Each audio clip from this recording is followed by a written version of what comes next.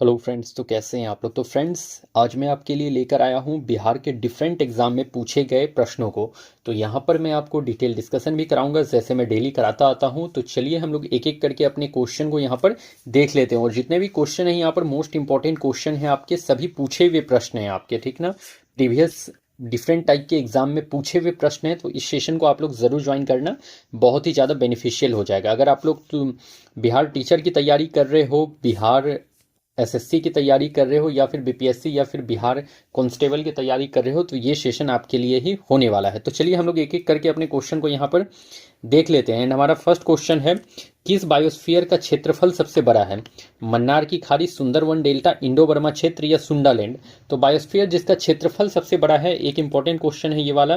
तो जो सबसे बड़ा क्षेत्रफल है वो है मन्नार की खाड़ी। मन्नार की खाड़ी का जो बायोस्फीयर है उसका क्षेत्रफल सबसे बड़ा है। और ये कहाँ पर है स्थित? तो ये तमिलनाडु के पूर्व में स्थित है। किधर है? तो तमिलनाडु के पूर्व में, ठीक है। तमिलनाडु के पूर्व साइड में जो है ये आपका मन्नार की खाड़ी स्थित है, इस बात को याद रख लीजिएगा। सुंदरवन डेल्टा जो है आपके, ये बंगाल में पड़ता है। सुंदरवन डेल्टा कहाँ पर? तो बंगाल में पड़ता है सुंदरवन डेल्टा, इसको भी ध्यान में रख लेना है आप लोग को। वाइसन स्टेन टेस्ट किसके लिए होता है? तो वाइसन स्टेन टेस्ट पूछा है आपसे। तो टाइफाइड के लिए, तो टाइफाइड के लिए नहीं भाई, टाइफाइड के लिए विडाल टेस्ट करा जाता है। कौन सा? तो विडाल टेस्ट जो होता है वो टाइफाइड के लिए होता है, विडाल टेस्ट होता है, ठीक है। एड्स के लिए, तो एड्स के लिए एक आता है आपका एलिजा टेस्ट। एड्स के लिए आता है एलिजा टेस्ट, आपका एड्स के लिए होता है एलिजा टेस्ट, इसको ध्यान में रख लीजिएगा, एलिजा टेस्ट को एड्स के लिए। और एड्स जो होता है आपके एचआईवी वायरस से होता है एड्स। एचआईवी वायरस से क्या होता है? तो एड्स होता है। देखो, बहुत कोई ये बोलते हैं कि एचआईवी तो है तो ये एड्स बीमारी हो गया, तो ऐसा नहीं है। एड्स जो होता है ये इसका जो है एड्स बीमारी होता है, बट ये एचआईवी वायरस की वजह से होता है। तो देखो, पहला सिम्टम जब आता है ना, तो पहले एचआईवी वायरस की एंट्री होती है। जब फाइनल स्टेज पे पहुंच जाता है तब किसी को एड्स बीमारी होता है। एचआईवी बीमारी नहीं, एचआईवी वायरस है, इसको ध्यान में रख लीजिएगा आप लोग। एचआईवी वायरस के वजह से एड्स होता है, और एड्स जो होता है वो बीमारी होता है। एचआईवी जो है वो बीमारी नहीं है, वो वायरस है जो कि इन्फेक्ट करता है आपको, ठीक है, और उसके वजह से एड्स होता है, इसको ध्यान में रख लेना है। प्लेग, तो प्लेग भाई, ये वाइसन स्टेन टेस्ट किसके लिए? तो ये प्लेग के लिए होता है। प्लेग के लिए वाइसन स्टेन टेस्ट होता है, ये ध्यान में रख लीजिएगा आप लोग। और प्लेग जो होता है ये एक बैक्टीरिया से होने वाला डिजीज है। किससे? तो बैक्टीरिया से होने वाला डिजीज है, जिसे yersinia pestis bacteria, yersinia pestis bacteria, yersinia pestis bacteria से जो है आपका एड्स प्लेग होता है, ठीक है। याद में इसको ध्यान में जरूर रख लेना है आपको। अगर टीवी की बात करी जाए तो भाई टीवी के लिए एक मॉन्टेक्स टेस्ट होता है। क्या होता है? मॉन्टॉक्स टेस्ट, क्या कहते हैं उसे? मॉन मेंटॉक्स टेस्ट होता है, ठीक है। मेंटॉक्स टेस्ट जो होता है वो टीवी के लिए होता है, इसको भी ध्यान में जरूर रख लीजिएगा आप लोग, ठीक है। टीवी ट्यूबरक्लोसिस, जिसे क्षय रोग भी कहा जाता है, इसके लिए मेंटॉक्स टेस्ट होता है, ध्यान रख लेना है। ब्लीचिंग पाउडर बनाने में उपयोग होता है। तो ब्लीचिंग पाउडर बनाने में किसका यूज करा जाता है? तो bleaching powder CaOCl2, bleaching powder का ये रासायनिक सूत्र हुआ, chemical formula CaOCl2 bleaching powder. Calcium oxydichloride, क्या? कैल्शियम ऑक्सीडाइक्लोराइड, याद रख लीजिएगा, कैल्शियम ऑक्सीडाइक्लोराइड, CaOCl2 कैल्शियम ऑक्सीडाइक्लोराइड। अगर पूछ ले आपसे कि ब्लीचिंग पाउडर बनाने में किसका यूज होता है, तो चूना का नहीं भाई, क्लोरीन का यूज होता है ब्लीचिंग पाउडर बनाने में। ब्लीचिंग पाउडर बनाने में किसका यूज करा जाता है? तो क्लोरीन का यूज करा जाता है, इसको ध्यान में रख लीजिएगा आप लोग। कार्बोहाइड्रेट और प्रोटीन में सामान्य तत्व होता है। तो कार्बोहाइड्रेट और प्रोटीन में जो सामान्य तत्व है वो ऑक्सीजन है, तो नहीं। आर्गन है, नहीं। कार्बन। कार्बोहाइड्रेट और प्रोटीन में सामान्य तत्व जो होता है वो कार्बन होता है, ध्यान में रख लियो आप लोग। न्यूनतम संभव तापमान होता है। तो भाई ये न्यूनतम संभव तापमान, ऐसा क्वेश्चन आपसे पूछा जा सकता है। तो न्यूनतम संभव तापमान कितना है? 100 डिग्री सेल्सियस नहीं, -273 डिग्री सेल्सियस जो है भाई ये न्यूनतम संभव तापमान है। और साथ में 0 केल्विन भी, मतलब यहां पर आपके दो ऑप्शन करेक्ट दिख रहे हैं, बी और सी। 0 केल्विन या -273 डिग्री सेल्सियस दोनों क्या है? न्यूनतम संभव तापमान होता है, ध्यान में रख लेना है आप लोगों को। स्टील की गोली पारा में तैरती है क्यों? तो वही पूछ रखा है आपसे कि स्टील की जो गोली होती है वो पारा मरकरी में क्यों तैरती है, ये पूछा है आपसे। तो देखो, घनत्व ज्यादा, तो भाई घनत्व ज्यादा होता है तो कोई भी चीज वो क्या होता है, डूब जाता है किसी भी चीज में, तो डूब जाता है। तो घनत्व ज्यादा होने से कोई भी चीज, अगर डेंसिटी ज्यादा रहेगा तो कोई भी चीज जो है वो डूब जाएगा। ये बात आप लोग को, ये बात तो पता ही होगा कि घनत्व डेंसिटी ज्यादा रहेगा तो कोई भी चीज क्या होगा, डूब जाएगा। ठीक है, घनत्व बराबर रहेगा तो भाई घनत्व बराबर रहने से क्या क्या होता है पता है आप लोगों को, तो वो पार्शियली इमर्स्ड होता है, न तो वो डूबेगा न तैरेगा। क्या होता है, पार्शियली इमर्स्ड होता है, पार्शियली इमर्स्ड। अगर घनत्व बराबर रहेगा तो क्या होगा, पार्शियली इमर्स्ड होता है, मतलब कि ना तो वो तैरेगा और ना ही वो डूबेगा। इस कंडीशन में रहता है जब डेंसिटी बराबर हो। अगर डेंसिटी कम हो जाए तो भाई कोई भी चीज जो है वो तैरती है। जब डेंसिटी जो है, घनत्व कम हो तो कोई भी चीज क्या होता है, वो तैरती है। तो तीनों कंडीशन मैंने आपसे यहां पर डिस्कस कर रखा है, तो तीनों कंडीशन को आप लोग अच्छे से देख लेना, आपके लिए इंपॉर्टेंट है, क्वेश्चन ऐसा पूछा जा सकता है एग्जाम में। ओके फ्रेंड्स, सुप्रीम कोर्ट में जज की संख्या बढ़ा या घटा सकता है? तो सुप्रीम कोर्ट में जज की संख्या बढ़ाने या घटाने का अधिकार किसे है, बता दो आप लोग। बहुत ही इजी क्वेश्चन है ये वाला। और देखो, ये अधिकार सांसद को है, तो बिल्कुल करेक्ट आंसर यही होता है, सांसद को है जो है सुप्रीम कोर्ट में जज की संख्या बढ़ाने या घटाने का अधिकार है। अगर जज को हटाने की बात करी जाए तो जज को हटाने का भी पावर जो है वो सांसद के पास ही है। जज को हटाने का पावर भी सांसद के पास है। उसके बाद फिर विधान परिषद बनाना या खत्म करने का भी पावर सांसद के पास है। विधान परिषद को बनाना या खत्म करना, तो विधान परिषद को बनाना या खत्म करना, इसका भी पावर किसके पास है, तो आपके सांसद के पास है। ठीक है, विधान परिषद बनाना या खत्म करने का पावर किसके पास है, तो सांसद के पास है, इसको याद रख लीजिएगा। और विधान परिषद बनना या फिर खत्म करना, ये कितने आर्टिकल में आता है, तो आर्टिकल 169 के तहत जो है विधान परिषद को बनाया भी जा सकता है, विधान परिषद को खत्म भी करा जा सकता है। ठीक है, इस बात को ध्यान में रख लीजिएगा आप लोग। सीमेंट के घटक हैं, तो ये इंपॉर्टेंट हो सकता है, ध्यान में रख लेना आप लोग। सीमेंट के घटक, तो भाई देखो, मैंने यहाँ पर आपके लिए सिलेक्टेड क्वेश्चन लेकर आया हुआ हूँ, सिलेक्टेड क्वेश्चन जो कि डायरेक्ट आपके एग्जाम में टकराएंगे। ये बस आपके एग्जाम के पॉइंट ऑफ व्यू से मैंने यहाँ पर क्वेश्चन बनाया है, तो आप लोग कंप्लीट देखना, आपके लिए मोस्ट इंपॉर्टेंट क्लास है ये वाला, मोस्ट इंपॉर्टेंट क्लास। जो नहीं देखेगा वो मिस करेगा। यहाँ से मैं ऐसा आपके लिए ट्राई कर रहा हूँ कि हर एक वीडियो से आपका 2 से 3 मार्क्स स्कोर हो सके, इस तरह से मैं आपको क्वेश्चन प्रोवाइड करने की कोशिश कर रहा हूँ। तो सीमेंट के घटक हैं कैल्शियम ऑक्साइड, तो ये तो सीमेंट का घटक है भाई। सिलिकॉन डाइऑक्साइड, ये भी कैल्शियम आपके सीमेंट का घटक है। एल्युमिनियम ऑक्साइड, तो यहाँ पर तीनों के तीनों जो हैं, एक से अधिक, तीनों के तीनों जो हैं वो सीमेंट के घटक है, कंपोनेंट है सीमेंट के, याद रख लीजिएगा। Calcium oxide, silicon dioxide and aluminium oxide. Okay friends, पृथ्वी के पपड़ी पर सर्वाधिक तत्व कौन सा है? तत्व पूछ रखा है कि पृथ्वी के पपड़ी पर सर्वाधिक तत्व, तत्व पूछा है, धातु नहीं, तत्व पूछा है, ध्यान में रख लीजिएगा। Aluminium, nitrogen, oxygen. तत्व अगर पूछ ले तो पृथ्वी के पपड़ी पर सर्वाधिक तत्व ऑक्सीजन होता है। और अगर धातु पूछ ले कि पृथ्वी के पपड़ी पर सर्वाधिक धातु, तो धातु एल्युमिनियम। ठीक है, धातु एल्युमिनियम और तत्व ऑक्सीजन। ओके फ्रेंड्स, आपके जो है एटमॉस्फेयर में सबसे ज़्यादा नाइट्रोजन होता है वो 78%। ये कहाँ पर, तो एटमॉस्फेयर में होता है। एटमॉस्फेयर में नाइट्रोजन सबसे ज़्यादा होता है 78%। ठीक है, अगर ऑक्सीजन की बात कर ली जाए तो ऑक्सीजन एटमॉस्फेयर में 21% है। कार्बन डाइऑक्साइड कितना है, तो 0.03% है कार्बन डाइऑक्साइड आपके एटमॉस्फेयर में। ठीक है, चीनी मिट्टी का रासायनिक सूत्र, केमिकल फॉर्मूला इंपॉर्टेंट है, क्वेश्चन आ सकता है ऐसा। तो चीनी मिट्टी का रासायनिक सूत्र H2SO7, तो नहीं भाई, ये तो ओलियम का होता है सूत्र। ओलियम का रासायनिक सूत्र होता है, ओलम का रासायनिक सूत्र होता है H2SO7। Al2O3 2SiO2 2H2O, ये है चीनी मिट्टी का रासायनिक सूत्र। ठीक है, ये CaOCl2 किसका है, तो ब्लीचिंग पाउडर का है। ब्लीचिंग पाउडर का क्या है, तो CaOCl2, ब्लीचिंग पाउडर का। अच्छा, चूने का पानी क्लोरीन के साथ क्रिया करके देता है, तो चूने का पानी इंपॉर्टेंट है और टीआरई में पूछा गया भी क्वेश्चन है, आपके टीचर के एग्जाम में पूछा गया भी क्वेश्चन है, इंपॉर्टेंट भी आपके लिए, रिपीट हो सकता है ये क्वेश्चन। तो चूने का पानी क्लोरीन के साथ क्रिया करके देता है प्लास्टर ऑफ पेरिस, तो नहीं भाई।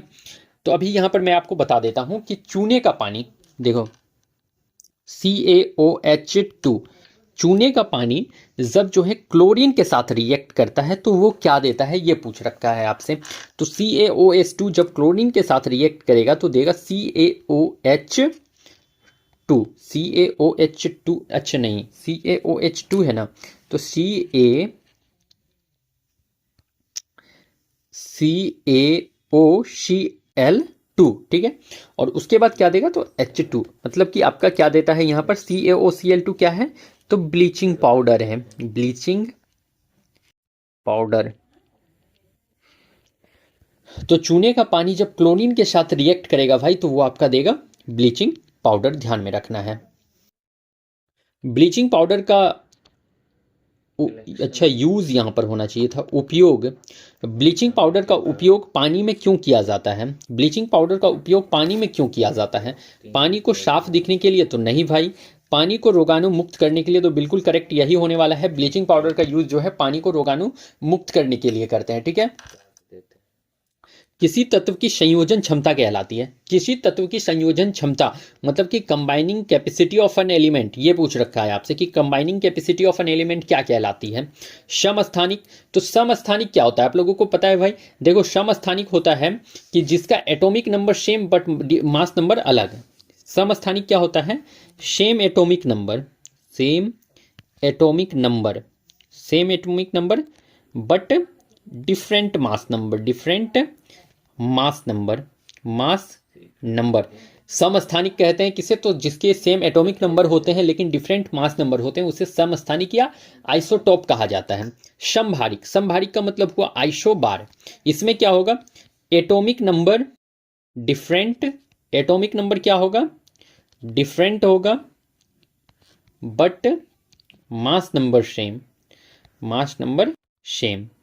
एटॉमिक नंबर डिफरेंट बस मास नंबर सेम होता है ये किसमें, संभारिक आइसो बार में। संयोजकता हो जाएगा इसका करेक्ट आंसर, जिसे कि वैलेंसी कहते हो, वैलेंसी। तो वैलेंसी का क्या होता है, किसी तत्व की संयोजन क्षमता क्या कहलाती है भाई, तो वैलेंसी कहलाती है, संयोजकता कहलाती है। Combining capacity of an element is called valency, याद रख लीजिएगा।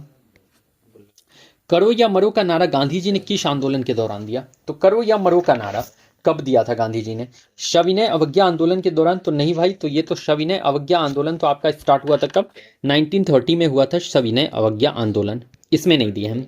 चंपारण आंदोलन, तो इसमें भी नहीं दिए हैं भाई। ये चंपारण कब स्टार्ट हुआ, तो 1917 में चंपारण आंदोलन।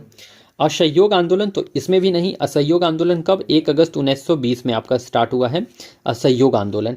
भारत छोड़ो आंदोलन, तो बिल्कुल भारत छोड़ो आंदोलन जो हुआ था ये 1942 में हुआ था और इसी के समय गांधी जी ने करो या मरो का नारा दिया था, ठीक है। अब मैं यहाँ पर आपको भारत छोड़ो आंदोलन टोटल अभी कंप्लीट बता देता हूँ। भारत छोड़ो,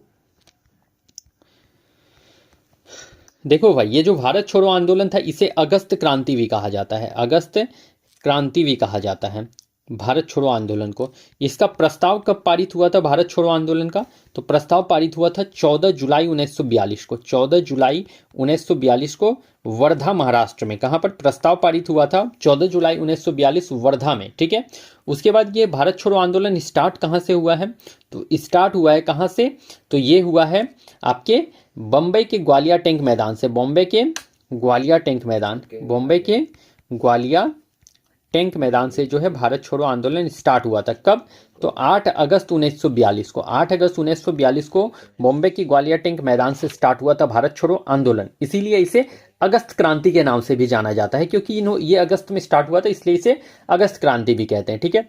करो या मरो का नारा मैंने यहां पर आपसे डील कर रखा है कि भारत छोड़ो आंदोलन के समय दिया गया। अब देखो 8 अगस्त को तो स्टार्ट हुआ और 9 अगस्त को भाई 0 आवर चला दिया गया था। 9 अगस्त को क्या हुआ था, ऑपरेशन 0 आवर, 0 आवर चलाया गया जिसके तहत सभी बड़े नेता को गिरफ्तार कर लिया गया था, ठीक है। ऑपरेशन 0 आवर चलाया गया जिसके तहत सभी बड़े नेता को गिरफ्तार कर लिया गया था। अगर आपसे पूछ ले कि भारत छोड़ो आंदोलन के समय जो है ब्रिटेन के प्रधानमंत्री कौन थे, भारत छोड़ो आंदोलन के समय ब्रिटेन के प्रधानमंत्री तो विंस्टन चर्चिल याद रख लीजिएगा आप लोग, चर्चिल, ठीक है।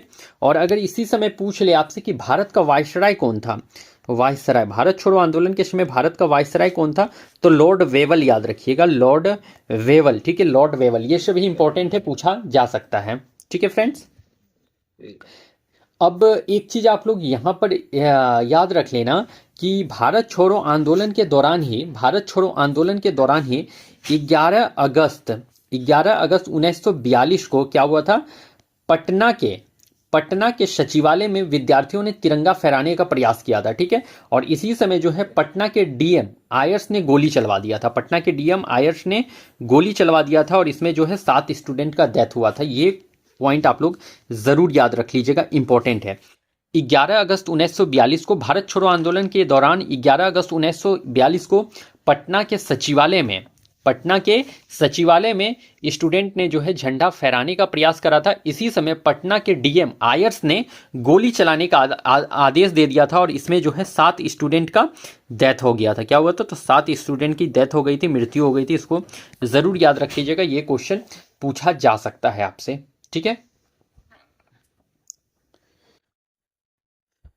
सभी प्राकृतिक घटना घटित होती है, समताप मंडल, मध्य मंडल, क्षोभ मंडल। तो भाई प्राकृतिक घटना अगर पूछ ले तो क्षोभ मंडल में घटित होती है और ये क्षोभ मंडल 0 से 13 किलोमीटर तक है, ठीक है, 0 से 13 किलोमीटर तक है क्षोभ मंडल। समताप मंडल याद रख लीजिएगा, क्षोभ मंडल के बाद आता है समताप मंडल। ये कहाँ से कहाँ तक, तो 13 से 50 किलोमीटर है आपका समताप मंडल। और समताप मंडल में जैसे कि आपके हवाई जहाज जो उड़ते हैं, वो समताप मंडल में उड़ता है हवाई जहाज, ठीक है। अगर आपसे ओजोन परत पूछ ले तो ओजोन मंडल या ओजोन परत जो है आपके समताप मंडल में स्थित है। मध्य मंडल से क्या याद रख लेना है, तो ये है 50 से 80 किलोमीटर की दूरी तक मध्य मंडल। और इसका जो है तापमान सबसे कम होता है, सबसे कम तापमान होता है इसका, सबसे कम तापमान। अगर आपसे पूछ ले कि सबसे कम तापमान किसका होता है, तो मध्य मंडल का होता है और ये -100 डिग्री सेल्सियस होता है। कितना, -100 डिग्री सेल्सियस होता है। मध्य मंडल में ही भाई उल्का पिंड जल जाते हैं, उल्का पिंड, मेट्रॉइड्स जो होते हैं वो जल जाते हैं मध्य मंडल में। उल्का पिंड जलते हैं मध्य मंडल में, मेट्रॉइड्स जो है मध्य मंडल में आने पर जल जाते हैं। उसके बाद याद रख लीजिएगा आपके 4th में आता है आयन मंडल। आयन मंडल 80 से ये कितना, तो 80 से 640 किलोमीटर तक आपका आयन मंडल है। इसमें भाई जो है रेडियो तरंग होते हैं, रेडियो तरंग जो कि आपके रेडियो प्रसारण ये सब में मदद करते हैं, ठीक है। इसी में आपका जो है पदार्थ की फोर्थ जो अवस्था होती है प्लाज्मा, इसी में मिलता है आपका। और 5th में याद रख लीजिएगा एक ब्रह्मंडल की, क्या चीज, तो ब्रह्मंडल, ये सबसे लास्ट आपका लेयर है एटमॉस्फेयर का, ब्रह्मंडल। और इसमें भाई ब्रह्मंडल में क्या होता है, जैसे हीलियम और हाइड्रोजन जो गैस होते हैं, हीलियम और हाइड्रोजन जो इसी में सबसे ज़्यादा मिलते हैं, हीलियम और हाइड्रोजन इसी में मिलता है। यहाँ पर हवा ना के बराबर होता है, हवा नहीं होता है। यहाँ गुरुत्वाकर्षण सबसे कम होता है, गुरुत्वाकर्षण क्या होगा, कर्षण कम होता है, गुरुत्वाकर्षण क्या होगा, तो कम होगा। इसको भी ध्यान में रख लीजिएगा आप लोग। तो एटमॉस्फेयर के बारे में ऑलमोस्ट मैंने यहाँ पर सभी बातें डिस्कस कर ली है और इसी सब से आपका अप्रॉक्स क्वेश्चन देखने को मिलता है।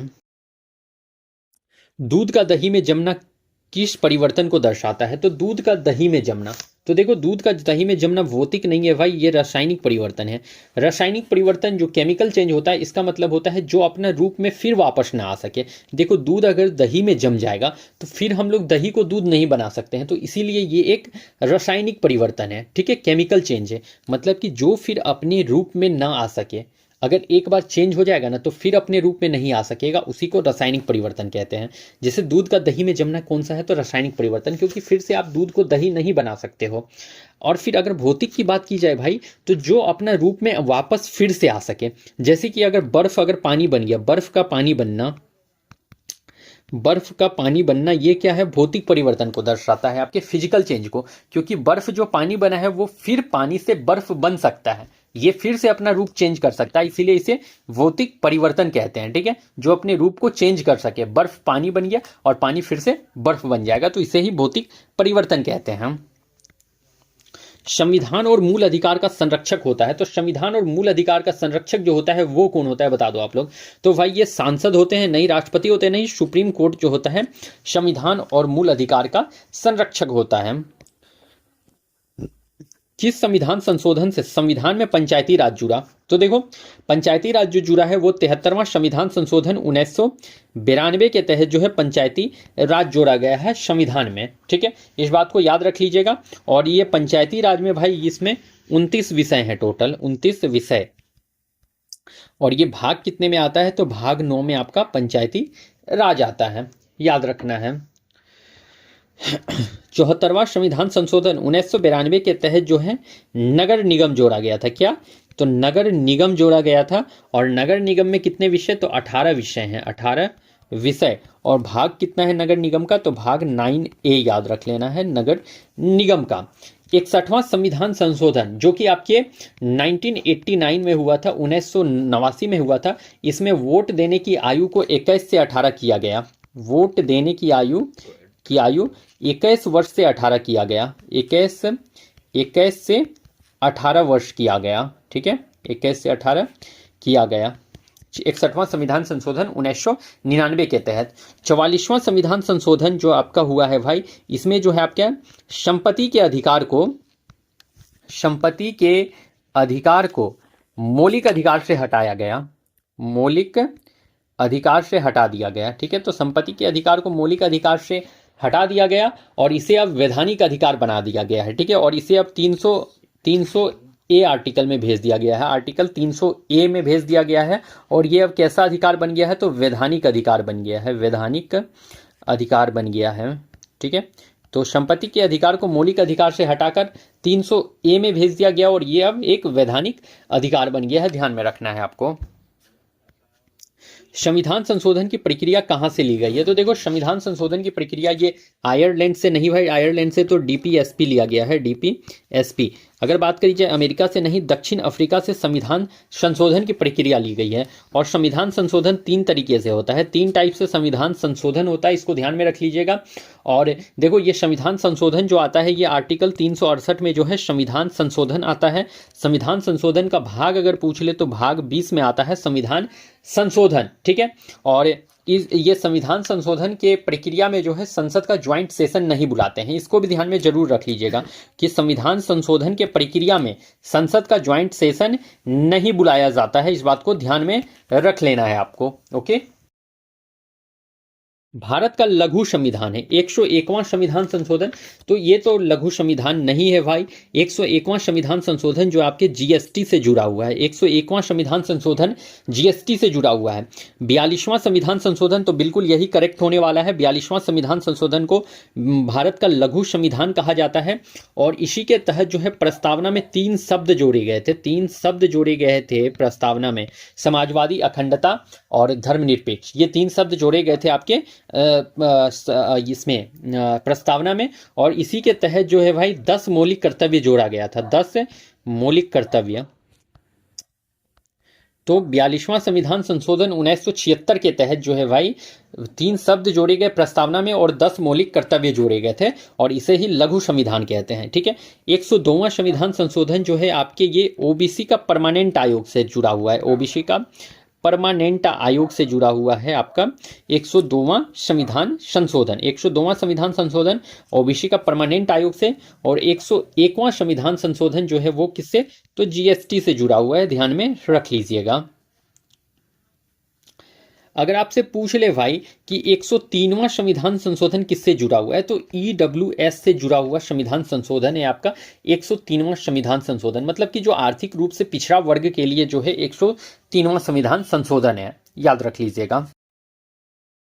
बंगाल विभाजन का निर्णय कब लिया गया? तो बंगाल विभाजन का निर्णय पूछ रखा है ना। निर्णय जो है 16 अक्टूबर 1905। नहीं भाई, बंगाल विभाजन लागू हुआ था 16 अक्टूबर 1905 को। यहाँ पर निर्णय पूछा है 7 अगस्त 1905 तो नहीं। 7 अगस्त 1905 को तो भाई इसके बंगाल विभाजन के विरोध में स्वदेशी और बहिष्कार आंदोलन चलाया गया था। स्वदेशी और बहिष्कार आंदोलन चलाया गया था, बहिष्कार।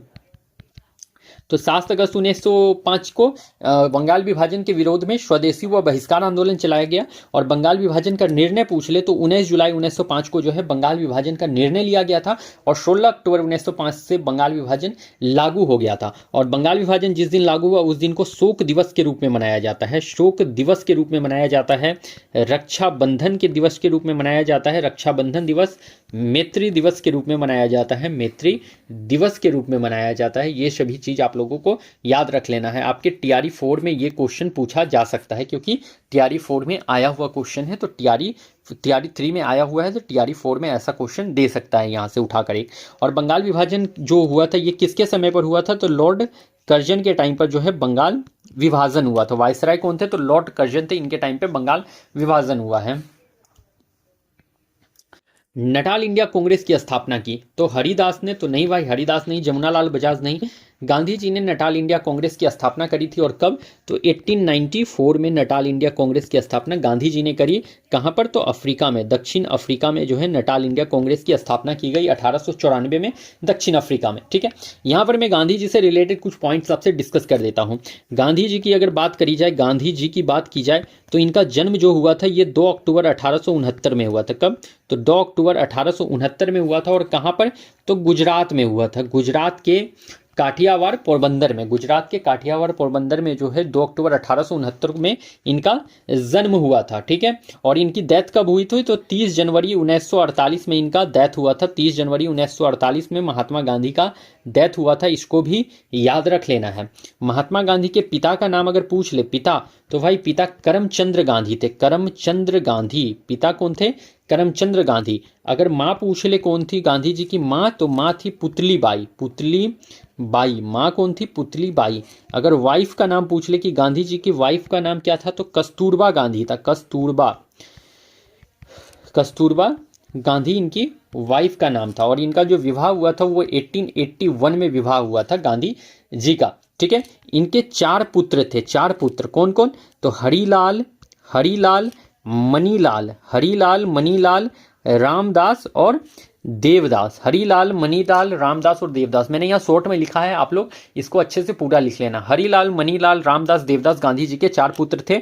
और एक जो है इनका दत्तक पुत्र था, दत्तक पुत्र का मतलब समझ रहे हैं, गोद लिया हुआ बेटा, तो ये थे जमुना लाल बजाज, जमुना लाल बजाज। तो जमुना लाल बजाज गांधी जी के एक दत्तक पुत्र थे, इसको याद रखना है। अब एक बात ये याद रखना है कि गांधी जी 1888 में इंग्लैंड गए थे वकालत की पढ़ाई करने, इंग्लैंड गए थे क्या करने, तो वकालत की पढ़ाई करने, वकालत की पढ़ाई करने गए थे इंग्लैंड 1888 में। 1891 में वो भारत आए और क्या किए, तो मुंबई में प्रैक्टिस किए वकालत का। 1891 में क्या किए, वो भारत आए, भारत आए, गांधी जी भारत आए 1891 में। और उन्होंने बम्बई में क्या किया, तो वकालत का प्रैक्टिस किया है। ठीक है, उसके बाद फिर 2 साल के बाद ही 1893 में गुजरात के व्यापारी दादा अब्दुल्ला, किसका, तो गुजरात के एक व्यापारी थे दादा अब्दुल्ला, उनका केस लड़ने के लिए, दादा अब्दुल्ला का केस लड़ने के लिए दक्षिण अफ्रीका गए। दादा अब्दुल्ला का केस लड़ने कहाँ गए, केस लड़ने, तो दक्षिण अफ्रीका गए, दक्षिण अफ्रीका गए। ठीक है, दक्षिण अफ्रीका गए। तो गांधी जी 1893 में दादा अब्दुल्ला का केस लड़ने के लिए दक्षिण अफ्रीका गए। उसके ही 1 साल के बाद 1894 में नटाल इंडिया कांग्रेस की स्थापना की है दक्षिण अफ्रीका में। ये यहाँ पर क्वेश्चन दिया हुआ था आपका। तो 1894 में नटाल इंडिया कांग्रेस की स्थापना की है उन्होंने दक्षिण अफ्रीका में। उसके बाद याद रख लेना 1901 में गांधी जी जो है भाई भारत आए थे। 1901 में भारत आए और इन्होंने कोलकाता कांग्रेस के कलकत्ता अधिवेशन में भाग लिया था पहली बार। कलकत्ता अधिवेशन में भाग लिया, कलकत्ता अधिवेशन में भाग लिया। और इस समय कलकत्ता अधिवेशन की अध्यक्षता कौन कर रहे थे, तो दिनसा एडल्फी वाचा। ठीक है, दिनसा एडल्फी वाचा 1901 के कलकत्ता अधिवेशन में अध्यक्षता कर रहे थे। और पहली बार गांधी जी इसी अधिवेशन में भाग लिए थे 1901 के कलकत्ता अधिवेशन में। गांधी जी का मैं एक बुक के बारे में आपको बता देता हूं भाई। गांधी जी का बुक याद रख लीजिएगा। एक तो आप लोग हिंद स्वराज बुक इन्होंने लिखा था और इसी में गांधी जी ने अंग्रेजों को बांझोड़ वेश्या कहा था। हिंद स्वराज बुक गांधी जी ने लिखा और इसी में गांधी जी ने अंग्रेजों को बांझोड़ वेश्या कहा था। एक बुक और लिखा था माई एक्सपेरिमेंट विथ ट्रूथ। क्या, तो माई एक्सपेरिमेंट विथ ट्रूथ जो है ये गांधी जी का आत्मकथा है, बुक है, याद रख लीजिएगा। उसके बाद देखो गांधी जो है वो 9 जनवरी 1915 को फाइनली तरह से क्या किए, तो फाइनली तरह से भारत आए और ये गोपाल कृष्ण गोखले के कहने पर भारत आए थे, ठीक है। और फिर उसके बाद आप लोग एक याद रख लेना, 1924 में बेलग्राम अधिवेशन की अध्यक्षता की है इन्होंने। एकमात्र अधिवेशन जिसका अध्यक्षता किया है वो बेलग्राम अधिवेशन का अध्यक्षता किया है गांधी जी ने। एकमात्र अधिवेशन जिसका गांधी जी ने अध्यक्षता किया, बेलग्राम अधिवेशन 1924। और एकमात्र अधिवेशन जिसमें गांधी जी सबसे पहले भाग लिए थे वो था 1901 का कलकत्ता अधिवेशन, ठीक है। अगर गांधी जी का राजनीतिक गुरु आपसे पूछ ले कि गांधी जी के राजनीतिक गुरु कौन थे, तो भाई गोपाल कृष्ण गोखले याद रख लीजिएगा। गोपाल कृष्ण गोखले गांधी जी के राजनीतिक गुरु थे, ठीक है। गोपाल कृष्ण गोखले गांधी जी के राजनीतिक गुरु थे। तो भाई मैंने यहाँ पर गांधी जी से रिलेटेड जितने भी इंपॉर्टेंट क्वेश्चन बन सकते थे मैंने आपको यहाँ पर डिटेल करा दिया है। अब आपको गांधी जी कहीं और से देखने की जरूरत नहीं पड़ने वाली है। अगर आप लोग इतना भी कर लिए गांधी जी से रिलेटेड तो यहाँ से आप लोग अपने एग्जाम में मार्क्स स्कोर कर लोगे। तो कहीं और से देखने की जरूरत नहीं है। अब गांधी जी आपको बस यहाँ से देख लो, आपका काम खत्म है, ठीक है भाई। तो चलिए फिर आगे।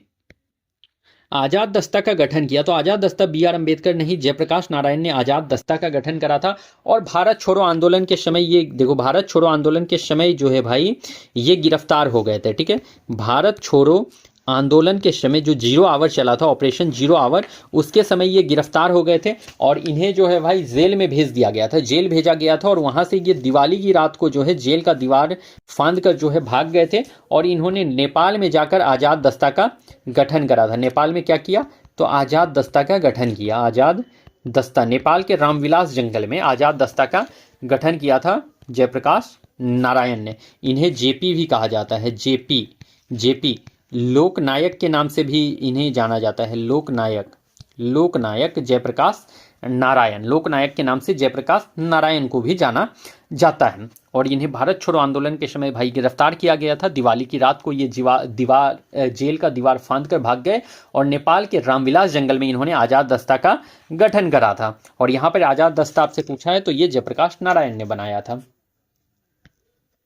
गांधी ने अपना पहला सत्याग्रह, तो गांधी ने अपना पहला सत्याग्रह और सविनय अवज्ञा कहाँ से शुरू किया, तो भाई पहला सत्याग्रह गांधी जी का और सविनय अवज्ञा जो था वो अहमदाबाद मिल मजदूर, तो नहीं भाई, अहमदाबाद मिल मजदूर तो आपका फरवरी 1918 में घटित हुआ था, फरवरी 1918 में हुआ था। ये भी गांधी जी से ही जुड़ा हुआ आंदोलन था, बट ये गांधी जी से ही जुड़ा हुआ आंदोलन था, बट ये फरवरी 1918 में हुआ था। खेरा सत्याग्रह तो नहीं भाई, खेरा तो आपके मार्च 1918 में हुआ था, मार्च 1918 में, और ये भी एक गांधी जी का आंदोलन था, इसको भी याद रख लीजिएगा आप लोग, खेरा सत्याग्रह।